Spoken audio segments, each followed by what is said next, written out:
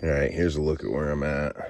Pulled the turbo, doing a few additions, upgrades. One being the oil crossover line, which is gonna go from this bolt right here over to that bolt right there. Hard to see, but it's just underneath this. It's that bolt. And then I got a new turbo pedestal. I'm gonna degrease this motor while I'm in here. I'm gonna delete the air intake heater. And I got the exhaust back pressure valve delete. That's on the turbo now. And then the new pedestal without the valve in it. Trying to think anything else. I went back to the original fuel cap, and I also did a stock intake. The one that I bought off Amazon, I noticed the filter would fold up, wouldn't let enough air in, so I deleted that. Also lost the socket back here somewhere. I gotta find that before I close this up as a reminder. Trying to think of anything else. Oh, I got the riffraff fuel crossover, so it's gonna tie into this, and it lets fuel out of the injectors, so it's not a deadhead system, which I don't like the deadhead system. I think that's a terrible design, so I'm gonna add that, and then that should be able to cycle fuel out of the motor back into the tank rather than making the motor eat it or the injectors eat whatever's in there, whether it's air or fuel. So hopefully I'll get rid of some of the fuel or the air that way. So that's a look under the hood. And then over here, here's the old exhaust valve, so you can see that shuts. And that's just a sensor that shuts it. So if it's bad, potentially this thing could be closed and you're not letting any exhaust out. Also, it restricts flow because you got that valve in there. So you figure that's, I don't know, 15% of the hole at least, probably inside there. So that's restricting the airflow out. This one is a lot bigger, no restriction, no valve. And the only thing I had to do was grind this down for the crossover, or not the crossover, the wastegate, so that when this comes on, it can actually move over. I don't have enough pressure to do it, but it was right there, hard to see, and I moved it up, so hopefully it'll activate sooner. I was wondering if that might be my overboosting issue. Somebody tightened that wastegate up too much and it wasn't working properly. So now, before it was like on the edge of that blue line, the left side, now it comes over to the right side and covers that blue line. Here's the crossover tube for the oil, high pressure line. Just looking at that, it almost looks bent the wrong way, but I guess that's how it's built.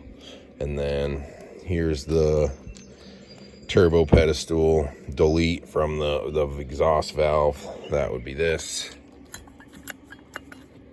So that's gone on this one, simplifying this. And then you just got your turbo feed and your oil lines there. I'm waiting to put this back together to get this in, and then I'm waiting on the part from riffraff for the fuel crossover. I'm hoping this is going to solve some of the issues with the truck. And then I also greased the seal in there, because that's a weird seal, but I tried greasing it, one, to just have it not dry rot and hopefully seal it up. Same with this one, added some grease, so when that goes back on, I noticed on the other side where that turbo bolts on, it was all filled with junk, so I might have had a boost leak from there. And then you can see all the oil on this thing. I don't know if the O-rings were leaking or it was this thing leaking, but pretty much two birds with one stone. Getting rid of this gets that problem out of there, because I think the oil does go through there. So I think that was bad. I was losing oil through that. and then new O-rings and a pedestal. Hopefully will solve any issues that might have happened through that or leaked wherever, if it was there or there. This is going to be all brand new with new O-rings, so hopefully I'll fix all that. Trying to think of anything else. Oh, new fuel pumps, I added those, but I think I'm gonna build my own system, because I don't like that there's sort of a pre-filter in the tank, but it's garbage. So I'm gonna do my own fuel system, build it from scratch pretty much. And then this Y pipe, I guess I could show you that.